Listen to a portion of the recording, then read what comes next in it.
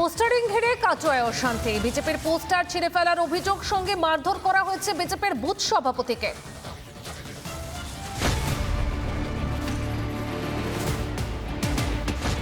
কাটোয়া 2 ব্লকের গাজীপুর পঞ্চায়েত, এখানেই বিজেপির পোস্টার ছেঁড়াকে কেন্দ্র করে রাজনীতির হাওয়া গরম।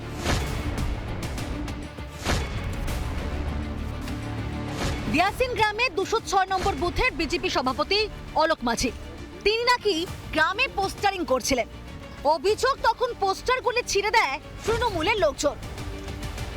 এক্ষেত্রে অভিযোগের তীর কাটোয়া 2 পঞ্চায়েত সমিতির সহ সভাপতি তথা ব্লক যুব তৃণমূল কংগ্রেসের সভাপতি রাজীব চট্টোপাধ্যায়ের বিরুদ্ধে।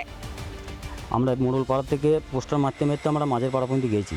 মাঝের পাড়া জানাতে যাই, আমরা তৃণমূলের জনপ পঞ্চায়েত ছেলে এসে আমাদের পোস্টার খোলা করাইলো, আমার মারধর করেছে, আবার মানে তীব্রভাবে গালমন্দ করেছে, আমাকে জানে মারার জন্য হুমকি দিয়েছে। সমস্ত অভিযোগ অস্বীকার করেছেন রাজীব চট্টোপাধ্যায়। তার আরও দাবি, বাড়ির মালিকের অনুমতি না নিয়েই দেওয়ালে পোস্টার সাঁটানো হচ্ছিল।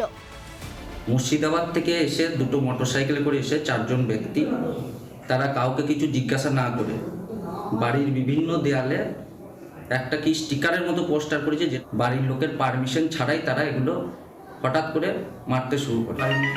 তাদেরকে মারতে বারণ করেছে এবং তাদেরকে বলেছে তোমরা এই পোস্টার যেভাবে হোক আমাদের দেয়াল থেকে তুলে দিও। এবার শুনুন বাড়ির মালিকের বক্তব্য। তার কথাতেই স্পষ্ট, মিথ্যে বলছেন রাজীব চট্টোপাধ্যায়। বললো যে পোস্টারটা লাগাবো, লাগা ভেতর দিয়ে আপনি মানে অনুমতি দিয়েছেন লাগানোর? লাগাতেই বলেছিলাম, আমি শোনেন কাউকে অনুমতি দিই না, সবাই আমাদের বাড়িতে লাগায়। পোস্টার লাগানো হচ্ছিল, কিন্তু অচানক তৃণমূলের হারমাত বাহিনী ওই রাজীবের নেতৃত্বে আসে, পিছু থেকে তারা আমাদের বুথ সভাপতি তৎসহ কার্যকর্তাদের মারপিট করে। কেন তৃণমূল জানে যে 2026-এ তারা আর বাংলায় থাকবে না। বিধানসভা ভোট যত এগিয়ে আসছে, গায়ের জোরে ক্ষমতা দখলের শখ করছে রিপাবলিক বাংলা। নানা ধরনের কন্টেন্ট দেখার জন্য লাইক করুন, শেয়ার করুন আমাদের ফেসবুক পেজ, সাবস্ক্রাইব করুন আমাদের ইউটিউব চ্যানেল।